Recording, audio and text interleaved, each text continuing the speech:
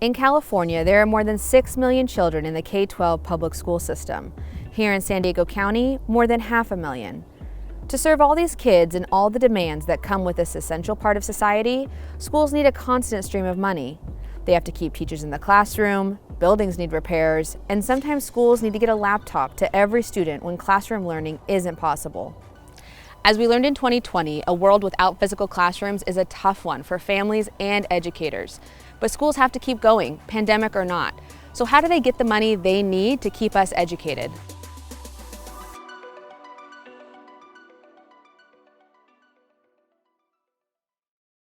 Public schools in California get money from 3 primary sources. First, the largest amount of money by far comes from the state itself. The state money comes from income, sales, and property taxes, which get sent to the schools every year. Some additional dollars trickle down from other sources, like the state lottery. A portion of every lottery ticket goes to schools. Schools are largely funded on a per-student basis. Schools with more students need more teachers and more space, and larger budgets to pay for it all. But in 2013, California revamped the way it sends schools money. The goal was to help close the achievement gap for students with greater needs.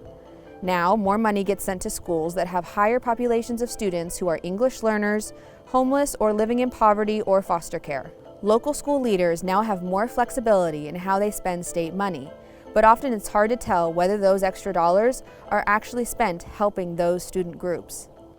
Some state legislators want to improve the school accountability and reporting system to make it clearer how the money is being spent. But here's the big picture. California has a little over 1,000 K-12 public school districts. In the last school year, they received about $72 billion from the state. That works out to more than 71% of all public school funding statewide. The second money stream comes from the federal government, and it is much smaller. Last year, federal money made up only 16% of all school revenue, less than $16 billion. And that included $7.5 billion in extra one-time coronavirus stimulus funds. The third and final stream comes from local sources.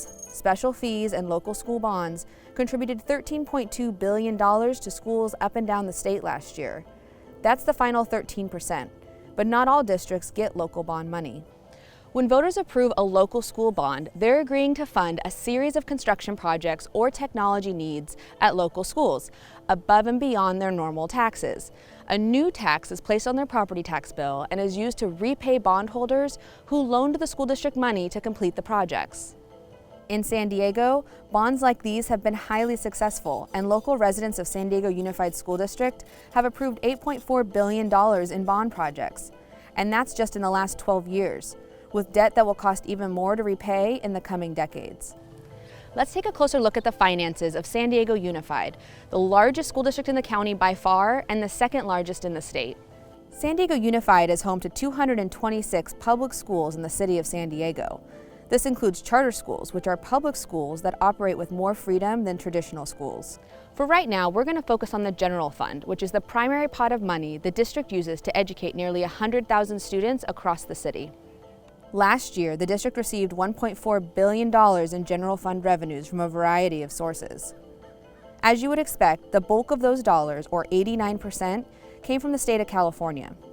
Less than 8% came from the federal government, and 3% came from local sources, not including local bond money, things like facility rentals, charter school oversight fees, transportation fees, library fines, and gifts.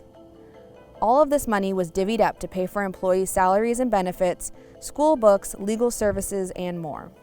The district's largest general fund expense was employees' salary and benefits, totaling 90% of all general fund spending. That's why when the district has a budget crisis, the solution often includes layoffs. In the 2020-21 school year, San Diego Unified's total funding saw a giant leap. Schools received more state and federal money than normal thanks to coronavirus stimulus funds. San Diego Unified received $700 million in coronavirus aid. Local bond money is kept separate from the general fund and must be spent on projects approved by voters. In recent decades, you may have noticed shiny new buildings, computer labs, or sports fields crop up across town. The school district still has billions more in construction projects to go, and local residents will be paying off that school bond debt for decades to come.